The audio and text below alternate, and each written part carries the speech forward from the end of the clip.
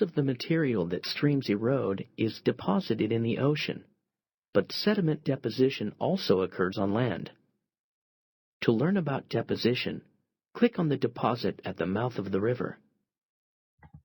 Deposition usually occurs when streams slow down so much that they can no longer carry the sediments in the load. To learn about some of the different features that form when this occurs, including alluvial fans, deltas, oxbow lakes, and levees, click each button in any order. Sudden changes in a stream's speed can be caused by changes in gradient. For example, alluvial fans are large deposits that occur when steep mountain streams flow onto a flat valley floor at a much lower elevation. This sudden change in gradient forces the stream to slow down so much that it quickly deposits its load. The stream zigzags back and forth around deposited sediments, creating the typical fan-shaped pattern you see in alluvial fans.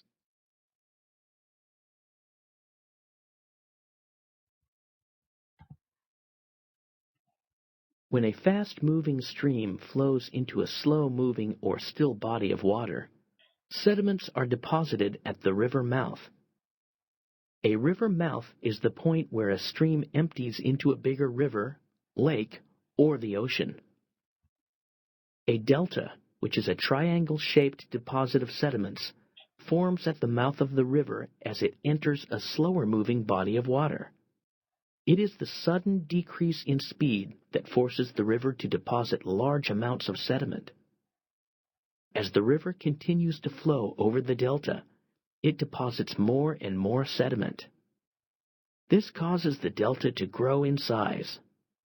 The Nile River has formed a delta where it flows into the Mediterranean Sea.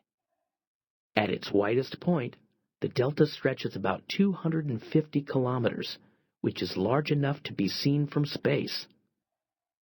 Delta soil is usually very rich because it is always being replaced by new sediment from the river.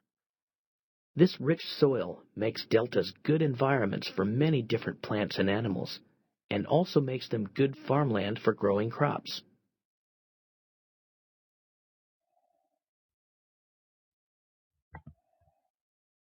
Different rates of speed along a stream channel can cause deposition in some areas and erosion in others. Recall that meanders form in response to water that flows at different speeds along the banks of a river. The water along the inside bend of a meander tends to move more slowly than the water that flows on the outside bend. Therefore, erosion tends to occur along the outside bend of a meander, and deposition tends to occur on the inside. Notice how each meander has two bends that connect to the main river. If erosion continues to occur, the bends will cut away from the main body of the river, and the river will rejoin itself and flow on a straighter path. When this happens, a small U-shaped lake, called an oxbow lake, is formed along the edge of the river.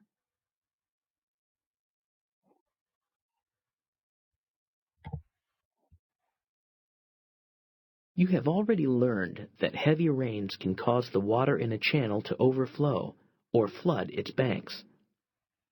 As the water floods over the banks and onto land, it quickly slows. The large rocks and particles are deposited along the banks of a river, building up what are known as natural levees. Smaller particles are deposited farther away, onto what you've learned are floodplains. Flooding builds the levees higher and higher as repeated deposition occurs along the banks.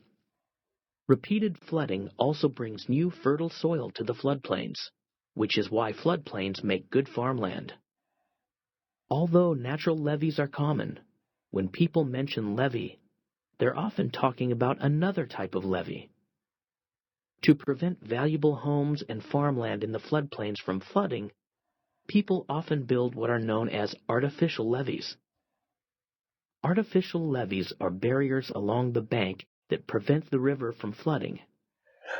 However, as discharge decreases, The sediment that is normally deposited on the floodplains is now deposited within the channel. Over time, the bottom of the stream bed builds up, and the channel can hold less and less water. Eventually, the water may flood over the levees. This is why man-made levees must sometimes be raised to protect the floodplains. Click on any of the features to review, or to learn about estuaries, click Continue.